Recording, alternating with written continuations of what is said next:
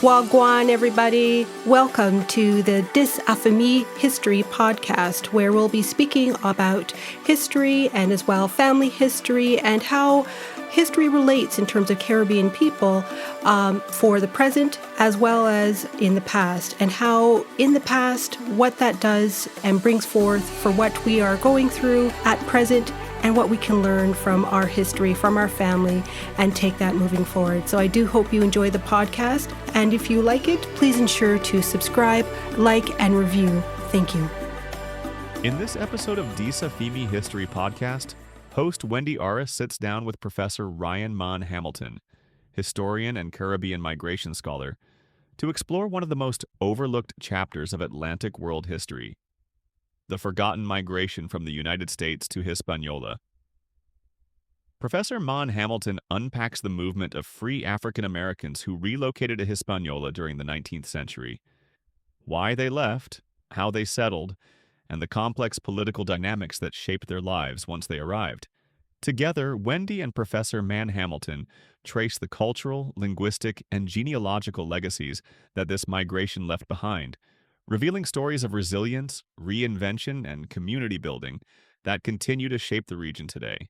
Join us as we recover a migration history often left out of textbooks and illuminate the powerful ties between the U.S., Haiti, and the Dominican Republic. I just wanted to thank you so much for Professor Mann-Hamilton for coming on to the podcast, AME History, and to speak about your article, Forgotten Migrations from the United States to Hispaniola.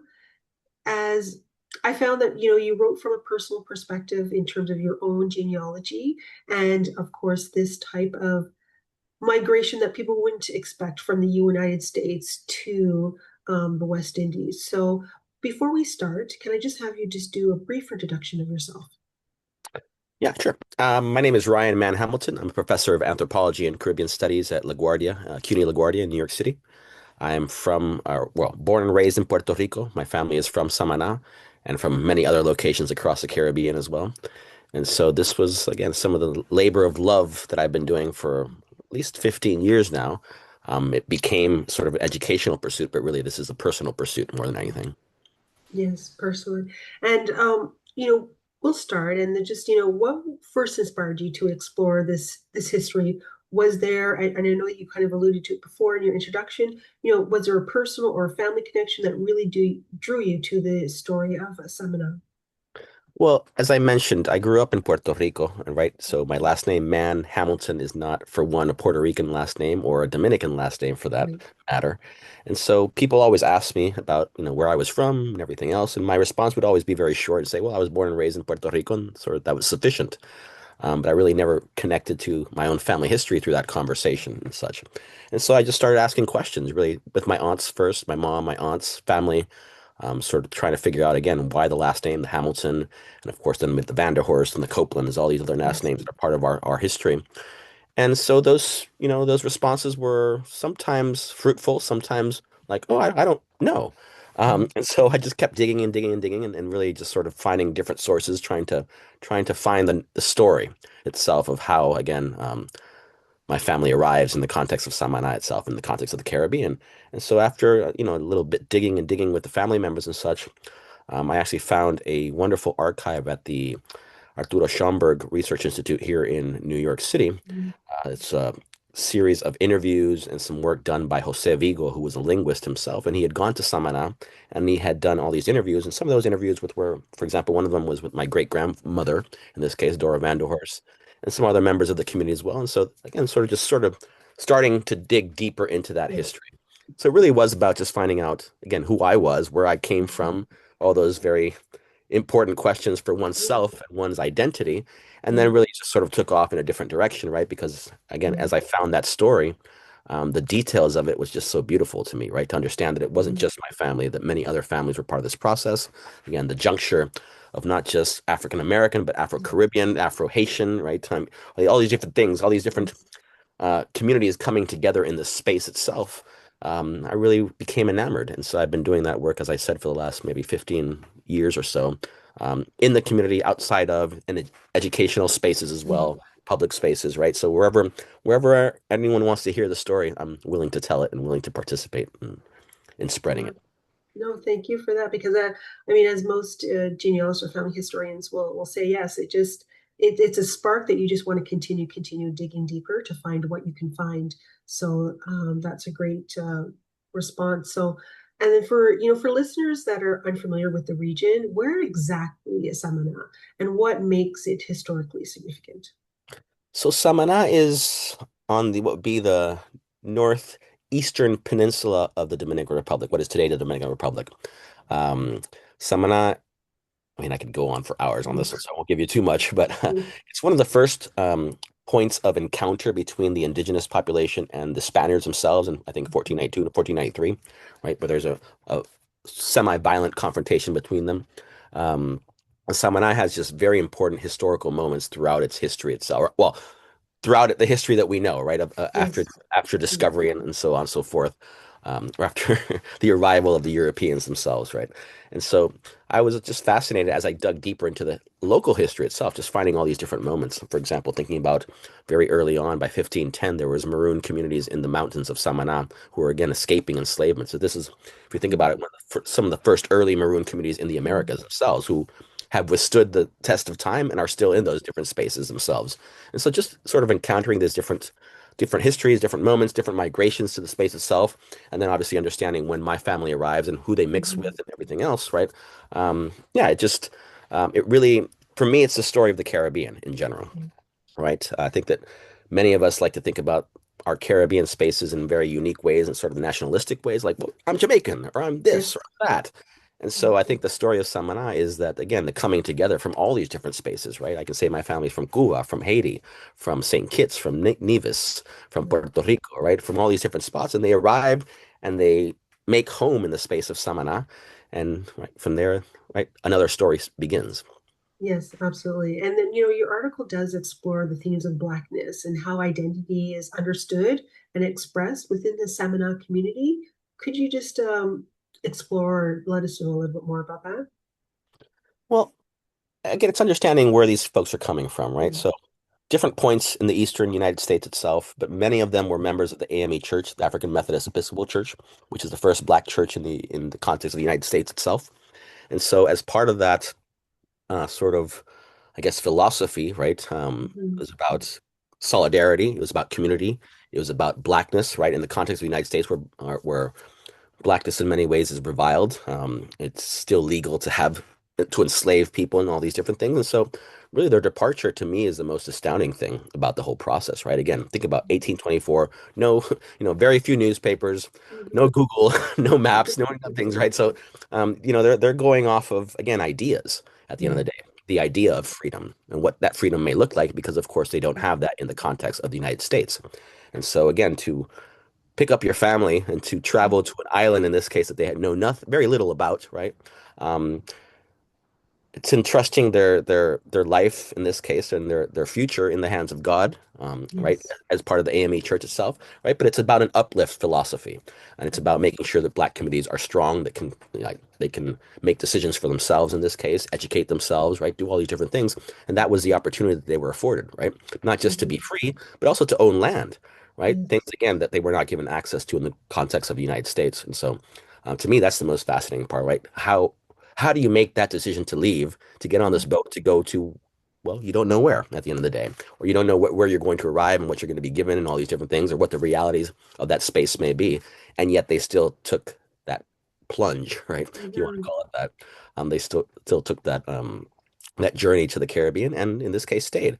I'm the first generation, at least in my specific family, to return to the U.S., and now my daughter has been born here in Brooklyn. So, right, we are reimagining these Yes. spaces in different ways. Yeah, absolutely. And of course, it's just taking that leap of faith to say that there's something better than what they know, which is quite huge in and of itself. But we'll get to that migration in just a few more questions. But I just wanted to touch upon in terms of the 1946, the Great Fire of Samaná that destroyed many community records. What impact did this loss have on reconstructing, family and migration histories?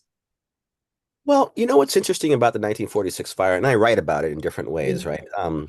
And so the mention is in the local history is that many of obviously the documents and all these different things burned down, and it is reality. But we actually found a lot of these documents housed in different locations in the community as well. And so not everything was lost. It's a good thing.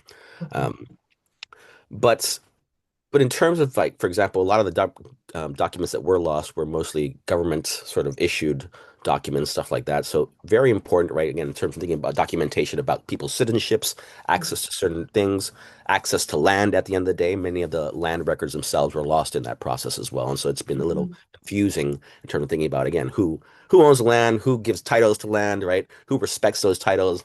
And unfortunately, in the present mood in Samaná, there's a lot of tourism, a lot of outsiders coming in to buy up that land, and so there's a lot of um, misdealings with people's land Mm, as well. Um, yes, I can so imagine. yes, many of the documents were lost, right? But not everything was lost, and that's the beautiful thing. And so we've been able to, for example, find at the AME Church, at the Evangelical Church as well, boxes of documents. We've been able to conserve them. We've been able to transcribe them, look at them, make them available to larger segments of the community as well. And there we have marriage documents, birth documents, Mm, um, church notes, stuff like that, right? A lot of different things. But yeah, but unfortunately, there is a lot of missing information, and the reality is, the local government, the national government of the Dominican Republic has given very little care towards looking into these movements and migrations themselves.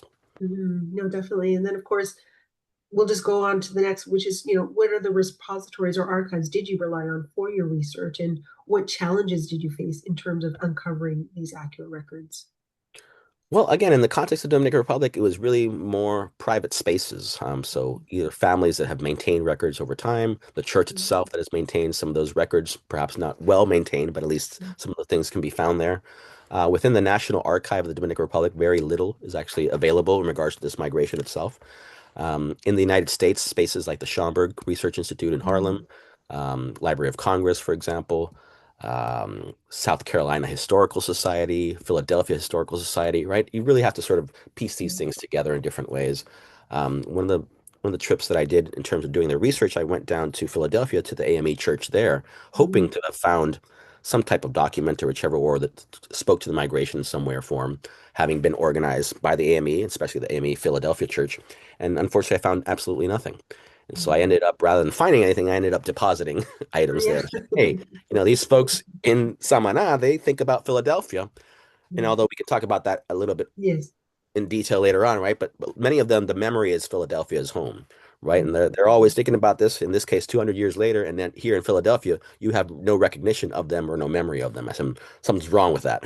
And so, mm, I had that communication. And unfortunately, we've tried in different ways to do a little bit more with the Philadelphia church, but that hasn't worked out yet. But okay. give up.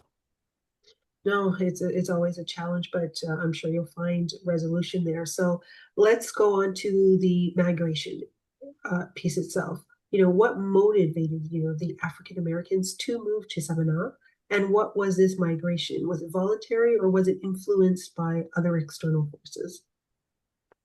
So I think in terms of motivation, I think the main motivation is, again, just having equal access to anything in life in general, right? Mhm. As Black people in the context of the United States, right? Constantly having the threat of re-enslavement, the threat of, right, of the policing of everything that's going on in the context of the United States itself. Lack of access to, for example, even having Black communities preach to themselves, right? That was also becoming difficult. Access to land, to resources, to education, right? So at the end of the day, anything that would have provided them a leg up within that society, right? And so they were, I mean, most of the folks who went to not just Samaná, to Haiti in general, right? They were folks who had an education, who had a career in some way or form, right? Whether technical or whatever, and so they were really seeking just to be able to do these things without impediment at the end of the day, right? To seek out a future where they could, right? Where their hard work, their faith, their their practice itself could give them a leg up within society, and that wasn't really something that they were able to do in the United States. And so Haiti, again, is the first Black republic in the Americas, offering other Black folk, in this case, in the context of the Americas, that freedom, that's not just freedom of religion, freedom of language itself, of culture, of, again, access to land itself that they were given once they arrived there. To me, that's the basis at the end of the day, what most of us yet don't have in the context of the United States or the Caribbean for that matter, right? Land, right? And Freedom, all these different things, right? So 200 years later, that is still a question that I'm still thinking about at the end of the day, and I think many people are still thinking about, especially with our current government, right? So I think to me, I always, again, I laugh when like I usually say this to people. My family left here 200 years ago, and I'm the dumbass who returned, right? Um, because I mean, to me, life in the Caribbean is always much better, but yeah. be here for now. Yes, and just to clarify, these African Americans, they left, they were free from the United States going to Haiti or eventually to Samaná. For Is the that most correct? part, the majority of them were free. I'm sure that a few of them may have made the journey escaping something, so perhaps Okay. have not been granted their freedom as of yet, and were able to journey on one of these boats and, of course, gain their freedom through doing so.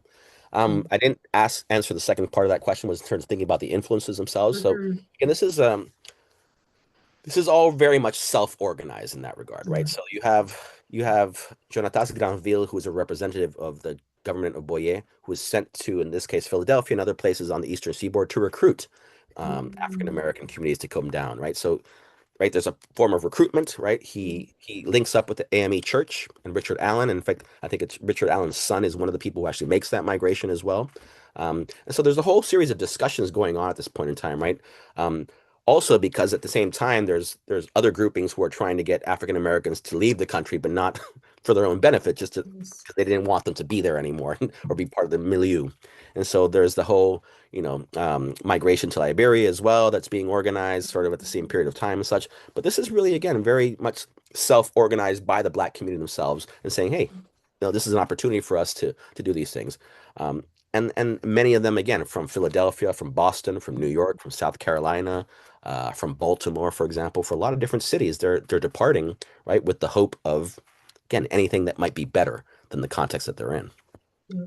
And this was in the early 1800s. Is that This is correct? begins in 1824, Okay. the Okay. larger scale migration, 1824 until 1826. But for Mm-hmm. example, one of the families, the Vanderhorst family, which is part of my lineage as well, Mm-hmm. they don't actually get down there till 1844. So again, Okay. it's a long period of time. But Mhm. I would say in terms of numbers, the larger numbers are 1824 to 1826. Okay, perfect. Yeah, just wanted to set that. And then, of course, in your article, you mentioned about the 50 pounds of coffee. Would you be able to explain its significance in understanding this migration movement? I think you got me on that question, to be honest. So the Yeah. 50,000 pounds of coffee really is, again, what's sort of sent by the Haitian government with Jonatas Granville to basically to be able to trade, right? To get some Uh-huh. money, accumulate some funds so that they can start paying for all these different voyages to the context of Haiti, right? So that's what the context of the coffee is. Okay. And we also have to think about, again, at this point in time, Haiti, well, actually, I don't know. I'm not sure when they received recognition from the United States. I'm not a historian, right? Mhm.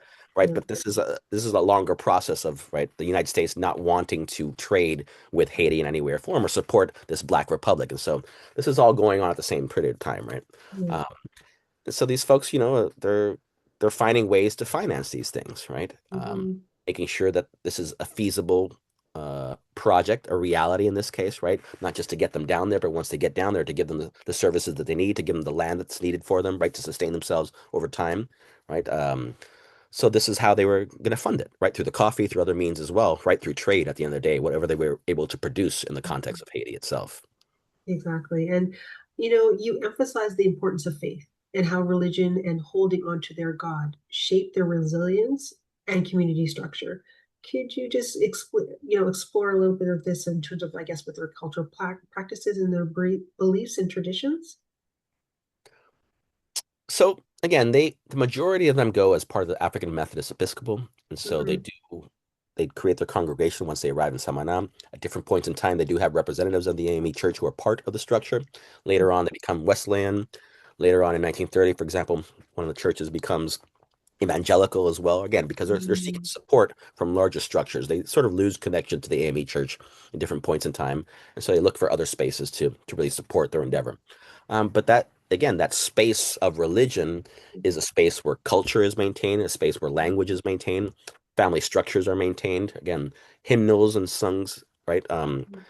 it's a very it's a space of practice, let's just say Mm, that, right? So it's not just an imaginative space. Like they go there, they practice these things, they have discussions, space of organizing for themselves as well. So, right, it's really at the center of the community itself, especially in Samaná. I think that mm, loses a little bit of its power over time, right? So, yeah, for example, today a lot of the youth don't attend church anymore, are not so much interested in some of those mm, ideas, and are very much less connected to that history mm. in many ways and the culture itself, right? They have become Dominicans over time. And I guess, I know that you mentioned where some of the African Americans came from in the United States, but can you just say, in terms of what that influence would have been like in terms of in the development of the Seminole culture? Sorry, repeat that. Like from where the migrants came, like from the African Americans, where they came from in the United States. I know that you mentioned it earlier as to one of your answers, but how would that, from these different locations within the United States, did that influence the development of Seminole culture? Hmm. Think this is where sometimes it's difficult to ascertain some of that Mhm, information, especially, for example, when we think about departure. Many of these mhm, ships that departed from these different ports in the eastern seaboard, they didn't have a list of passengers or anything like that. And so mhm, what that does is there's a larger narrative within the community that says that everyone came from Philadelphia when that's not actually mhm, a reality, right? That's the memory that's maintained over time. It's like mhm, Philadelphia is home because many of the migrants came from there, right? But again, you can start when you start breaking down the names and mhm, locations, everything, all these different things, it's a very different story. For example, the Hamiltons, I've been able to find out they came from Baltimore, right? The Copelands, which is part of my family as well, which becomes Copling in the context of Dominican Republic, they came mhm, from Philadelphia specifically, right? The Vanderhorst side comes via South Carolina, Charleston specifically, arrives in New York, and then goes to Puerto Plata, and then arrives in Samaná, right? So they're all different stories, different locations, different spaces. But I think that they gravitate again to the space of Samaná because there is an actual community there that is maintaining, right, their identity throughout time in this different space. Um, and so, in terms of thinking about their backgrounds, right, again, most of these folks are coming from coastal communities, right? Whether it be mhm, Boston, right?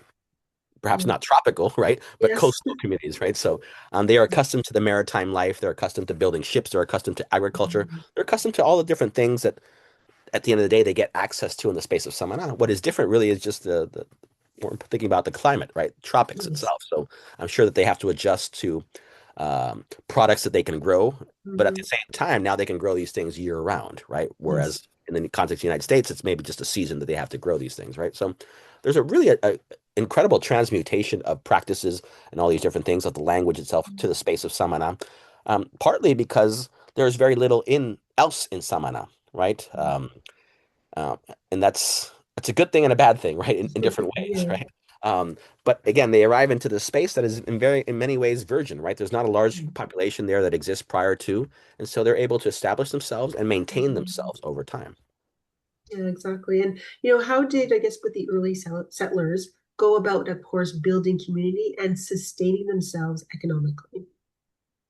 Well, the building community is again they came as a community, so I think that Yeah. they didn't have to build it perhaps, and that's the Okay. let's say the easier part of this process, Hmm. right? They come as a community, they know each other, they have a background with each other in some way or form. They're coming from the AME Church, right? Um, Upon arrival, then that's a different Yes. beast, if you want to call it that, right? Of course, again, these families are given land in different parts of the peninsula, so they are in many ways subdivided, right? Many of them later gravitate towards the town of Samana and have their lands outside in the more rural areas themselves, right? Um, but I think that's where it gets a little bit more difficult in that process. Mm. Um, Remind me of the last part of that question. Sorry. No, just how they sustain them, like in terms of sustain themselves, in terms of what, I guess, crops that they grow type of thing. So really it just depends on the background of some of these immigrants. A lot of Okay. them, like I said, were shipbuilders. And Hmm. so they dedicated their life in Samaná to building ships and had their own ships and took commerce across the Caribbean, different spaces, different islands, and so on and so forth. There were some of them that were agricultural workers, so they tended to the land and established, different plantations and such. Um, there were folks like, for example, my would be my grandfather. He was a zapatero. Zapatero is he made shoes, right? And again, that was a tradition from the family itself, right? So He was taught by his father and so on and so forth, right? So his role was to make shoes for the members of the community, right? Each one had like everyone had sort of their own little Yes. niche, if you want to call it, right? What they could produce and help out and support the community in some way or form. And at the end of the day, sometimes they had to do all of those things. And this is where again you sit down to listen to oral histories of the community, right? They'll say, well, grandpa at this point he was a shoe, he was making shoes, but that didn't make enough money, so then he started um, training horses, right? And that didn't Mhm. go so well, so he went out into the ocean and started fishing, and then there was an accident, and so the boat sunk, and he can't come back to land, and then he started producing more agriculture, right? So it's really just finding ways to survive at the end of the day, finding ways to subsist, right? And not having any limits in that regard, right? So whatever they would do, whatever they could do, they would find ways to do so. Yeah. And then I guess in what ways did they, trade or interact with the wider Caribbean and of course the Atlantic world? So this is one of the things that I try to do in the work uh, of Samaná that I've been doing Hmm. research wise is to go against this idea of isolation, Hmm. right? I think that many authors who have written around Samaná, many folks who talk about Samaná, they talk about the cultural retention, the linguistic Yeah. retention as something that's there because they were isolated from the rest of the world. No, quite the opposite. If you actually look, what you'll see is well, one thing that's interesting about Samaná, Samaná in itself is an island Mhm. off the coast of what would be the Dominican Republic. It's only on the end of the 1800s that it becomes reconnected, and then there becomes a road that crosses, right? So for the most part, the only way that you would get to Samaná was by boat. Um, and in doing so, again, as an open port in the Caribbean, it's open to everyone. So, right? So you have boats coming from Europe, you have boats coming from across the Caribbean, you have boats coming from New Orleans, from Louisiana, right, that are arriving in this space, right? So you have a constant flow of people, of commerce, of goods, of information that arrives in this space. Whereas perhaps in other parts of what was then the Dominican Republic, you did not have access to these different things, right? Mhm. And so with that, right, to me, that's the most important part. Again, they are not isolated. So everything that they're doing is in connection to something else and in response in many ways to something else as well. Right. And they are, again, receiving all this information all the time about what's going Mhm. on in the Atlantic world, in the United States as well. They get news from there and they're like, yeah, I'm not going there. Yeah. Slavery's still running wild over there. Like this is not, but it also creates concerns for them, right? And for example, in the 1870s, the United States becomes interested in the peninsula of Samana. Um, and one of the first questions that they're asking, right, when they're being interviewed about the possibility of Samana being annexed to the United States, they're like, are you going to bring back slavery? Yeah. Like we're not, we've been free for a minute. We're not trying to go down that rabbit hole once again. Um, Yes. so so yeah, they're always connected and they're always participating in different events, right? In terms of thinking Mhm. about, for example, in the independence movements in Dominican Republic against Spain, against other aspects as well. Um, in moments when the U.S. intervenes into the Dominican Republic and Haiti at the same time, a lot of Samaneses are fighting against these interventions themselves, right? So they, again, this is home. This becomes home for them, and they make sure that they are participants in the homemaking, the space making itself, to make sure that it is theirs. Yeah, absolutely. And did other Caribbean migrants also settle in Samaná? And how did that contribute to the community's cultural blend as well? So again, going back to this idea of isolation, right? Yeah. The way that they maintain language and culture and at the same time some of the customs is through not just the arrival of other African Americans later on, but through the arrival of Afro-Caribbean folks. Yes. Right? So, for example, my great grandmother came from Nevis. She Hmm. was an English teacher. So she arrives from Nevis to Samaná to teach English to the community, partly because again, there's a community that needs, right, Yes. English instruction, and no one could do it locally. So they're seeking out people to do this work. And this is a reality of much of Samaná. Many of the families there are both African American and Afro-Caribbean, right? From Nevis, from St. Kitts, from Santa Cruz, for example, from St. John's. You have all these different locations nearby that folks are migrating to, and likewise, folks are migrating out of, right? Yes. And different points in time, right? When there are conflicts in one island, people come to Samaná. When there are conflicts nearby Samaná, folks pick up and go somewhere else, again, to seek their safety and make sure that they can, right, seek stability at the end of the day. So yes, the story of Samaná is not just one of, again, isolation. It's one about Yes. migration, and constant movement of people, not just Afro-Caribbean either, right? We have Lithuanian, we have Palestinian, we have Yes. uh, um, movements from across the Middle East, from Europe, from Latin America, from again from all these different spaces, you can find movement to Samaná, and I think that's the beautiful part of the story itself, right? Yes. There's an intermixture there that happens not just as a community itself, right, but again thinking about the ideals that they set forth for themselves in this very little, in a space that is not regulated as much by the state or by empire in this case. Yeah, yeah, and it's just knowing that there is always constant movement. It's nothing that anyone is siloed off, as you said, in isolation. There's always interaction. It's always a dynamic space. For you, like I know many descendants have migrated back to the United States, just as like yourself. How has this, I guess, circle of migration affected those who have left and those who have stayed? So I would say that the migration, well, there's different moments of return, right? Okay. So in 1824, the initial migration, 1824 to 1826, there are many families who go. There are many families who return who don't actually stay. I think Mm, Samaná becomes important in that historical um, story, right? At the end of the day, because many of them stay, right? Even though there is coming back and forth here and there, different families, right? But the majority of them do stay and maintain their roots there. We do have, I would say, a more recent phenomenon of out migration from Samana mhm, to places like New York, for example. So in Washington Heights, there is a large community of Samaneses. Not all of them are descendants of African Americans mm, themselves, right? But some of them and many of them are. Um, I don't so much think it has affected, really, to be honest, the community that much. What I many times find interesting is that many of them who have returned, who are members of that African American descendant community, don't actually know those connections. They sort okay. of left them apart, Yeah. right? Lost them, right? They arrive here as Dominicans. They Yes. don't see Yeah. themselves anymore in that African American vein. Not to say that everyone does that, right? But many of them, I Yes. would say. And so I think Mhm. that's where there's a sort of a right? For me, I when I return to this city, I'm like, oh, I'm returning to the space where my people left at the end of the day. Yes. But Yeah. that's because I know that story. Like I know the Vanderhorst family had a pickle store on Church Street in Manhattan, right? I haven't been able Yes. to locate the actual store, right? But I walk those streets, I'm like, Mhm. we were here, right? We were Yes. part of this 200 years ago in this, whatever, whenever that might be, right? But I don't think that a lot of the younger folks and a lot of the folks who are Mhm. having that migration now have that story. And the few Yes. that do, like I mentioned to you earlier, Mhm. it's not New York that they think of home, it's Mhm. Philadelphia, right? And Yes. Yeah. likewise, I'm not sure if they make it to the space of Philadelphia either, right? So uh, Hmm. Yeah, there's it's just that main narrative that's always remained and told. And for you, I guess for language and oral storytelling appear to be powerful threads that really bind the community. How do these traditions preserve the memory and, of course, belonging? Because as you mentioned, people remember that they come from Philadelphia.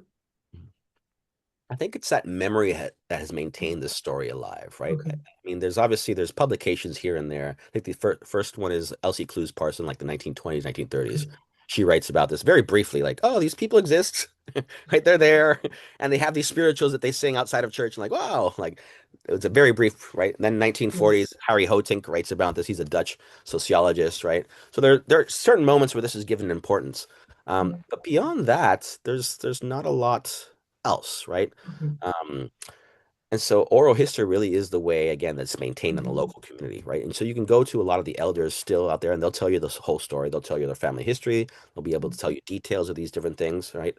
But there is a generational rift, uh, Yes. right? Those elders have maintained that story strong.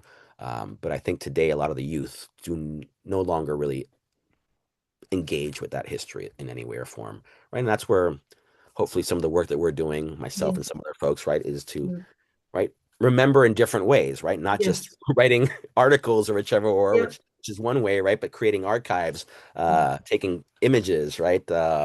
Right? Whatever way that may take, right? But there are That's other right. ways that these stories can and should be maintained, not just within the community, but also outside of. And so, for example, I think I'm doing now this podcast with you. Yeah. Um, I've done a few others, and I've gotten responses from those from other folks who are like they listen to it and they're like, oh, wait, I'm looking at this too, right? So I Mm. think all this work is about connection at the end of the day, That's right. right? That's Connecting right. not just to our past, our present, our Mhm. future, right? But to the different communities, different families, Yes. different spaces that are part of this larger tale. Um, Hmm. and again, just seeing how connected we are in so many ways, not just through the history, but again, through the present as well. Exactly. That it just shows that we're just all interconnected. It just shows past that we're all very, very similar. But again, not that we were just isolated and no one knew about us type of thing. So finally, Professor Mann-Hamilton, would you be able to, what message would you or reflection would you like the listeners to take away about the importance of remembering these forgotten migrations? Hmm. Well, I think that all of us, let me start with this. Sorry. So obviously I'm focused on this migration itself because this is my own family history. I Yes. think that if we all dig deeper into our own histories, into our own processes, we will find that perhaps your family didn't move to the Caribbean, move to Haiti, right? But they came from somewhere else. And more than likely, if you go a few generations back, you'll find that they actually came from somewhere else that you didn't even imagine, right? So that's what for example, in my classroom, that's what I do with my students, right? I ask them questions about themselves, whichever or.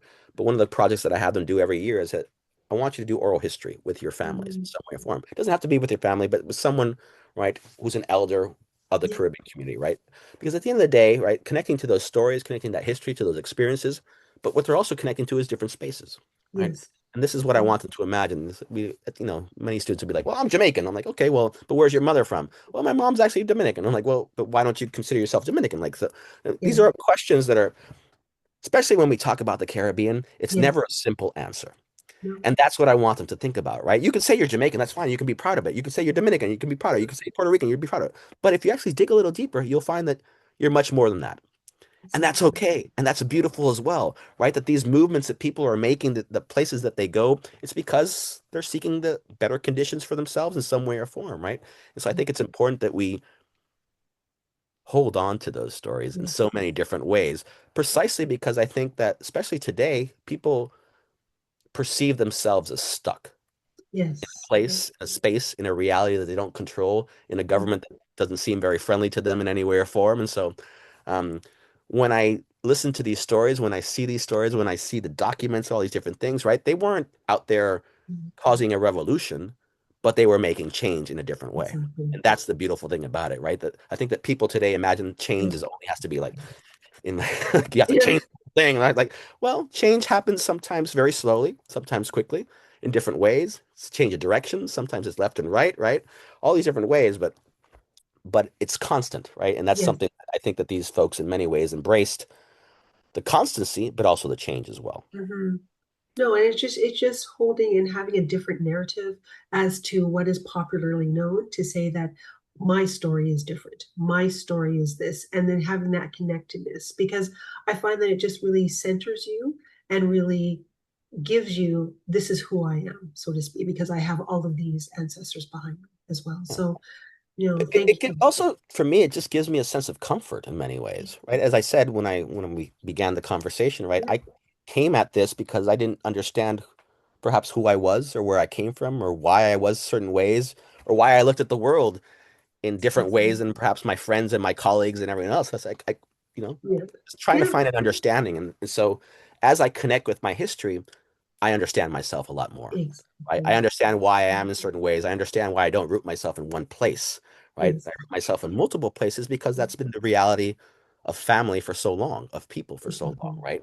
And so, yeah, that's what that history allows me to do is it gives me a little bit of freedom, gives me a little bit of Yes. confidence as well. And it gives me a little bit of understanding that, again, we are different, the same, and yet we are. Here we are. Yes, exactly. Here we are. So thank you so much for coming on to the podcast and discussing your article because this has been great. And to be, as I said, just these other narratives that are just not told centrally out there, and that these are just as important. And once you're starting to dig through, then you start, as you said, uncovering a lot more than what is ever known. So thank you. Oh, of course, of course. Thank you for the invitation. And keep watch because we're Yeah. working right now on an edited volume. So Okay, perfect. uh, there's two scholars and myself who are working together on doing this again, using not just academic Perfect. text, of course, and documents and everything else, but also the voices from the community itself, right? That need to be heard, that need to be Yes, given power in this case, right? So, exactly. right. So this is a continuing job, continuing Yes. work in in communion with the community itself, of course. And then as we do that work, we connect with more and more of these folks who were part of this migration, or not just this migration, right? But who have similar stories to other islands, other places themselves, right? And so we can, of course, connect in those ways as well. Absolutely, yeah. Because again, this narrative, we're not, as I said, these islands were not siloed. Everybody just lived there, died there. There was a lot of movement back and forth continually, and depending who the colonial power was, they moved within the colonies that colonial power owned as well. So it's only when you start uncovering and looking at the records, you're like, but this is different, and you're shocked, and you're just going, interesting how this is now come undone, and you're able to see that and talk to that. So no, I can definitely relate. Yeah, maybe I'll end with this. About, one of the documents that I found, I think going back to the United States Commission of Inquiry into annexing Samaná, one of the people who was sent on that voyage was Frederick Douglass. Frederick Douglass arrives as a secretary of the mission. They go to Samaná and they're doing certain things, right? Frederick Douglass also part of the AME Church in the United States, right? So he knows that they're there. He knows the community exists. I think that's partly why he's sent as part of the mission as well. So when he arrives in Samaná, he's talking to all these folks, right? Talking about the possible annexation of Samaná to the U.S. and asking them the questions. And one of the people that he interviews is, I guess, would be my great-great-grandfather. And so I'm looking at this document. I was like, wait, this is my family member, right? Talking in this case to Frederick Douglass. I'm like, holy shit, wow, this is blows my mind. Exactly. Just to hear the words, right? Or Yes. not to hear them, to read the words in this case, right? To think about why they're there, to think about what they're doing, to think about, again, what they're worried about, all these different things. To me, that's just fascinating. It's a glimpse into their reality, but it's a glimpse that, again, many people of African descent, we don't have that glimpse into our history because there's very little documentation about these things. And so being able to find these documents, to see these things, like even when we were doing the work of archiving the church documents, I was able to find my grandfather's birth certificate, his communion certificate, and see like all these connections and the families he was connected with and through friendship in this case, right? Those are details that to me are just fascinating, right? They're also very personal, but they tell you this larger story, right, about this community, about people themselves, and about choices that people make themselves, right, to find freedom, happiness, family, or just to be left alone at the end of the day. Their own peace, whatever that may be defined. Their own piece of land, their own peace of mind, their own piece of anything. Peace, yes. Peace. But no, thank you again. Thank you so much. This has been. We can go on for even longer, but no, thank you so much for your time and telling these stories, because these are the things that connect us all in truth and in fact. So thank you. Definitely. Thank you. Again, thank you for the invitation. Hoped you enjoyed this episode, and if you did, please make sure to like, follow, subscribe, and write a review for the episode wherever you listen to your podcasts. Thank you.